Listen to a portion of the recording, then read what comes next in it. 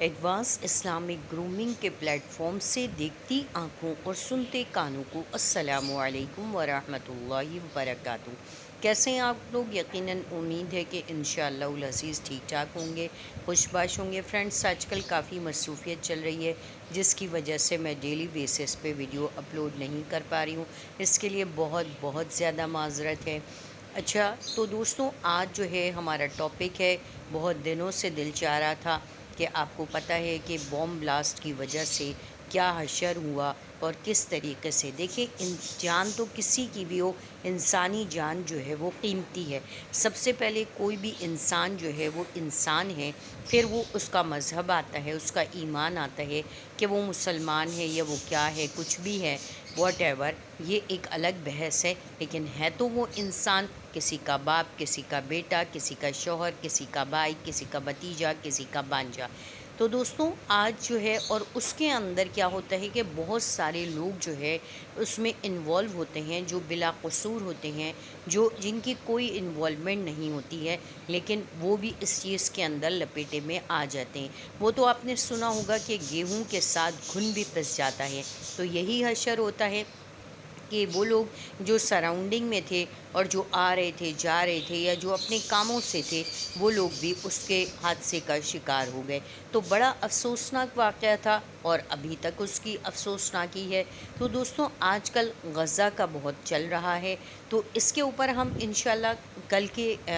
Topic پہ بات کریں گے اور اس پر ڈیٹیل سے بات کریں گے، لیکن آج بس میں آپ لوگوں سے اتنا ہی کہنا چاہتی ہوں کہ خدا را ہر ایک کی رسپیکٹ کریں، چاہے وہ مسلمان ہیں، چاہے وہ نان مسلم ہیں، کیونکہ ہمارا دین ہم کو یہ نہیں سکھاتا کہ اگر آپ مسلمان نہیں ہیں تو آپ جو ہے وہ اس کو ڈیگریڈ کریں، اس کو لیٹ ڈاؤن کریں، کیونکہ ہمارا مذہب، ہمارا اسلام ہمیں یہ سکھاتا ہے کہ ہم نے ہر ایک کی رسپیکٹ کرنی ہے، ہر ایک کو جو ہے ہر ایک کو قیمتی سمجھنا ہے، اور ہر ایک کا احترام کرنا ہمارے اوپر لازم، واجب ہے اور ضروری ہے، اور ہر ایک کے مال اور اموال اور اس کی چیزیں، اس کا جانی اور مالی تحفظ کرنا ہم سب کی ذمہ داری ہے کہ ہم ایک دوسرے کو ضرور پروٹیکٹ کریں۔ اس کا یہ مقصد نہیں ہے، کیونکہ دیکھیں پہلے یہ ہوتا تھا کہ رسول اللہ صلی اللہ علیہ وسلم کافروں کے بڑے بڑے سرداروں سے ملتے تھے، لیکن اخلاق کے ساتھ ملتے تھے، اخلاق کے دائرے میں ان کو دین اسلام کی دعوت دیتے تھے، لیکن اس کا اور پہلے بھی لوگ جو ہے وہ مسلمانوں کے ملک میں جزیہ اور ٹیکس اور فدیہ دے کر کے رہتے تھے، تو اس کا مطلب یہی ہوتا تھا کہ آپ نے دوسرے کی جان، مال، عزت اور ابرو کی حفاظت کرنی ہے۔ اس کا یہ مقصد نہیں ہوتا تھا کہ اگر کوئی کہیں رہتا ہے،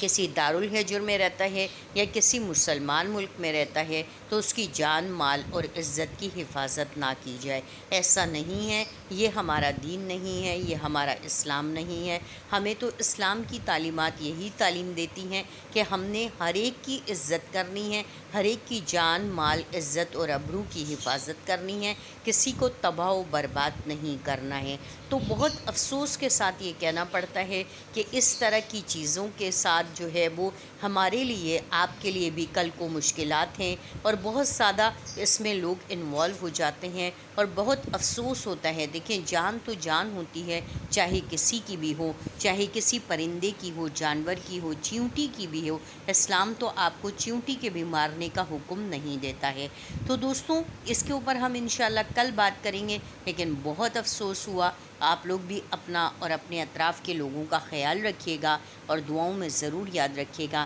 اسی کے ساتھ مجھے اجازت دیں، وآخر دعوانا ان الحمد للہ رب العالمین۔ السلام علیکم ورحمۃ اللہ وبرکاتہ۔